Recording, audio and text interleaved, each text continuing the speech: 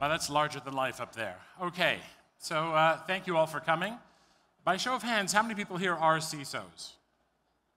How many of you aspire to be? Don't do it. Don't. No, honestly, it's an interesting job. To Graham's point, who's actually manning things? Well, if you do the job right, hopefully you'll realize by the end of this that people are actually protecting the house and you can come and do things like this. I'm going to start by saying the biggest problem in cybersecurity isn't actually technical. The biggest problem is the gap between cybersecurity and the business. And bridging that gap is incredibly important. So what do I mean by that? Well, I've been a CISO, this is my 5th time. I've never seen a security program that didn't get better by asking, why are we doing this? What does the business care about? And for the most part, the business thinks that security folks, well, we used to say hobbyists, but no, we're technically minded folks. And we came up in our career paths, for the most part, on a technical path, and we'll see that. And I'll get to why the name of this presentation is what it is in a moment, but I'm hoping to give you a little bit from my experience, and I've been in cyber now for over 30 years to my shock. I'm hoping to give you a little bit as to why it's called that and some hints as to how to do better, certainly going forward. So let's talk a bit about when you become a CISO. So congratulations. When you finally get tapped and you become the CISO, you become blessed with this. You get a C in your title. It's been a long road to get there. It's a little strange. It doesn't feel like perhaps what you expected it to be. And I have to say that when I became a CISO, it didn't feel like much changed. I was promoted from within. It was after a terrible breach. You can take a look at my resume to see where and when that happened. I'm happy to discuss it afterwards. But my first job after the CISO position, I'm going to talk a bit about, because I didn't do so well at it. And in retrospect, when I thought about it afterwards, I understood why. And it's because everything that I had done up until that point was not what was needed when I got there. And that's really the essence of this. And so let's talk about where people come from. There have been various surveys over the years. The most recent numbers I saw were that about 87% of CISOs came up on a technical track. The remainder came from either a finance or a legal background.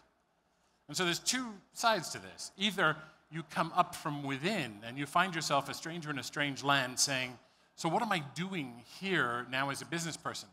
How do I relate to these other C people who are my peers and who don't necessarily understand where I come from? Or some of you may be this, where you come in and you were a lawyer or you you looked at P&Ls. And suddenly you've got these security people looking at you going, are you for real? Are you a business person? Are you a suit? Do you understand what we do here? So you may be out in 13 months. So where did this title come from? Back in 2017, I decided I had just become a newly minted CISO at a new company. And I decided to do a presentation called Next Generation CISO as a webinar. I had to do this was in preparation for a big speech I was going to give at a large show like this one. And I put it out, and in 1 week, 3,000 people registered. This doesn't happen very often. And I couldn't understand why.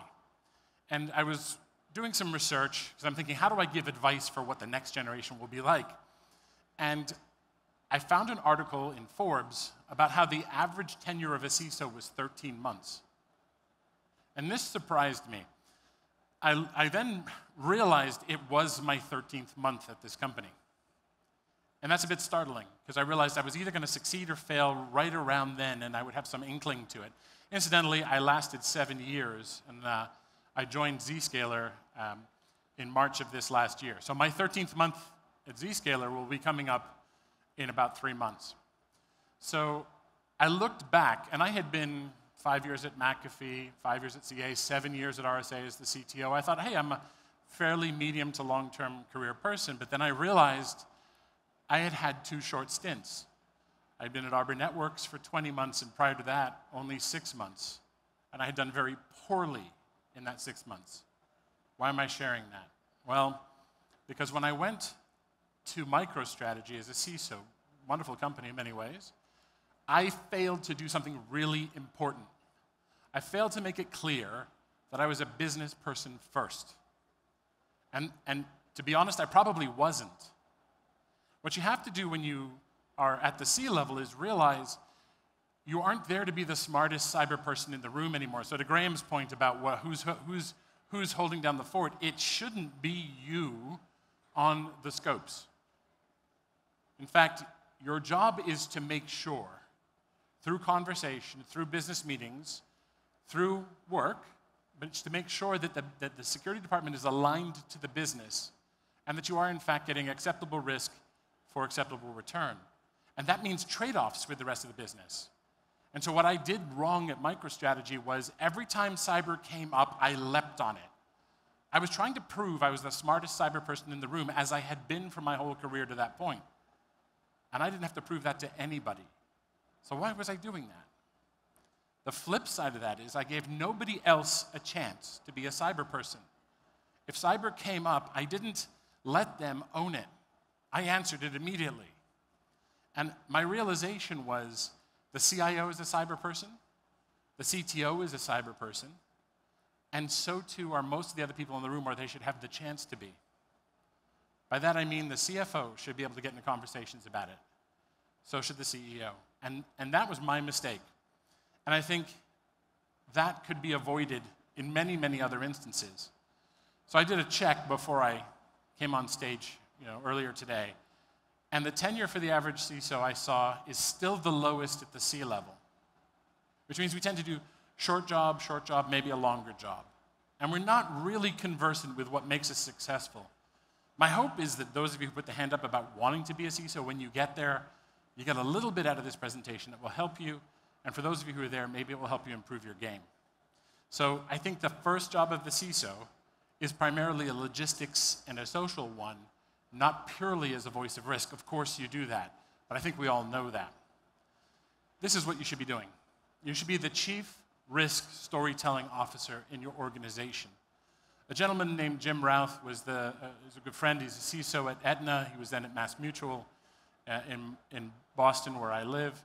He said, and this is kind of funny, he said, have a program, have your KPIs, have your metrics, have your measurements. By all means, circulate the deck for the board. Really do the diligence. And then he said, find the technical person on the board and take that person out for dinner or coffee or what have you, and go over those metrics in depth. Because that person is the person that the board socially is going to look to in the room. And you know who it is. It's the one they all look to when a subject matter comes up. Every room has a person who's the alpha subject matter expert in whatever subject it is.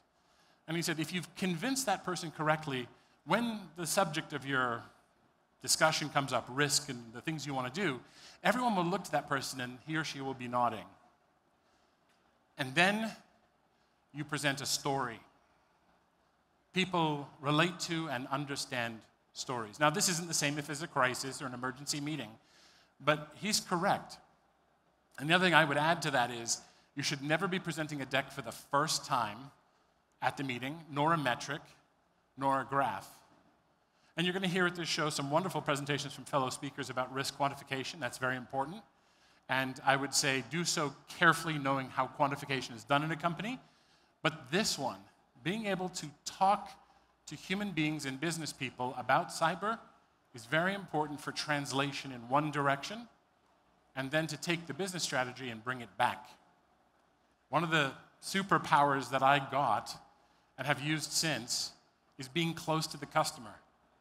And what do I mean by that? It means that when I come to shows like this, it helps me be a better CISO. Yes, I work for a cyber company, but unless you know your business as a CISO, you are never fully trusted by the board or your peer C-levels. And so bringing that back, just like a product manager would and should, if they don't in your organization, there's probably a problem, enables you to do security far, far better and to be a voice of authority in the room on behalf of the customers.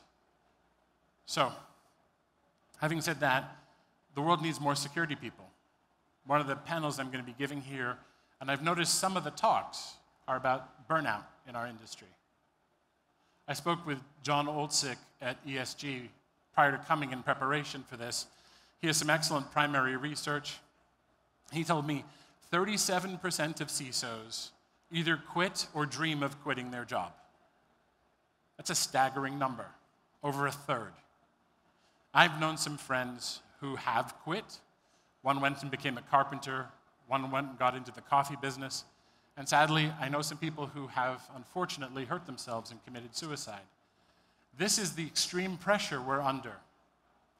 Now, I had a boss who said there's stress and pressure. He said pressure is when you have to do something and you have a deadline. Pressure is actually a good thing. It makes us do things. Stress is when you have the same thing and you don't have the means to make it happen.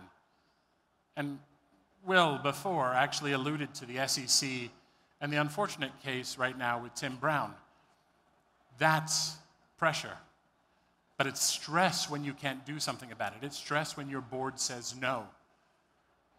We want to be able to fix things. We want to reduce risk. And when we can't do that, and we know that we have to fix things, that's when anxiety builds, poor health builds, addiction rises. There's a high degree in cybersecurity of addiction, of obesity, of alcoholism, and other issues like that. And that's a tragedy, because it's wasteful. Now, I want you to imagine that the best of us get to the CISO rank, and they all want to quit. And at the end of 13 months, some of them lose their job and they don't come back. That is tremendous waste when you see the number of people in the industry that we need going up and up and up. So we have to evolve. As CISOs, we need to evolve. And you'll hear very often you have to use the word risk when speaking, and I'm going to tell you, you will do that. There is no doubt that you will do that. You will become the voice of risk and IT risk and security-related risk. I'm going to say there's 5 other words that you should, or phrases that you should use and you should become comfortable using. I'm going to tell a little story. When I was at Computer Associates, which is a New York-based company, I visited California, and I went into the office. It was closed. I sat in a random cubicle, and on the wall there was a sign that said, "If Sanjay calls." Now, this was a woman who worked in support, and she had a sign that said, "If the CEO of the company calls, what am I going to say?" I was blown away. The chances of Sanjay calling her, by the way, in a company of 16,000 people were next to nil, but she was ready. This was a freshly written note. And so it begs the question, if you get into the elevator with your CEO, what will you say as a cyber person? And it can't be something technical. And I'm going to say, try not to use the word risk. That's exactly what he or she expects you to say. Here's the 5 things you can say. Revenue. How do you affect revenue? Margin or cost. Customer satisfaction. Employee efficiency. Or strategy. Try using those. Try to limit yourself to using those. It means you have to pay attention in meetings and attend things that have to do with those and understand your impact on those, because the time will come when you have to decide when do you accept a cyber risk in favor of allowing something else to happen, like a new business initiative or a new marketing program, and that trade-off is one you have to be trusted to make. And that's how we have to evolve as CISOs. We have to, in other words, say, I am no longer going to be the best cyber person in the room. I'm going to groom the next generation below me to carry on what I did coming up through the ranks and to take over, as Graham pointed out, when you've got to get on a stage and say something or you've got to come to a conference. And I'm going to focus on being a business person first and the translation layer to close that gap. So, you've also got to recruit and retain the right team. This is not easy. Actually finding the right people, recruiting and retaining them, means you have to understand how the pieces work together. A boss of mine years ago, Art Coviello, when I was at RSA, said 3 things you have to do. You have to be an agent for change in the organization. He means strategy. He means pushing to do the right thing as a company. He said you've got to be the voice of the technology in the company and of security. And you have to be operationally excellent. And then he said, pick one, because you can't do all 3. You probably can't do 2. And if you're really smart, you'll find people who are good at all 3. When I left my last job, I had every confidence leaving because I knew the people I left behind. I was the CISO most recently before Zscaler at Cyber Reason. I knew the CISO I left behind was world class. I had groomed that next layer well. And so this begs the question of finding and recruiting and training your replacements, and preferably people who are smarter than you. So you've got to do that. And so this means building power skills. They used to be called soft skills. I like power skills better. Because soft skills sound fudgy. They sound soft. Hard skills are technical skills. Power skills are presenting. Power skills are writing, communicating, empathy. And yes, you can work on them. It's not something you're born with or you're not. It's building cultural bridges. It's understanding other people. And so that is something you can learn, and it is something you can train. And so work on diversity for that reason. One of my bosses, a gentleman named Leor, said, I want the most diverse team I can get. I want every religion, I want every ethnicity, I want gender, I want everything. And the reason is because the enemy has it.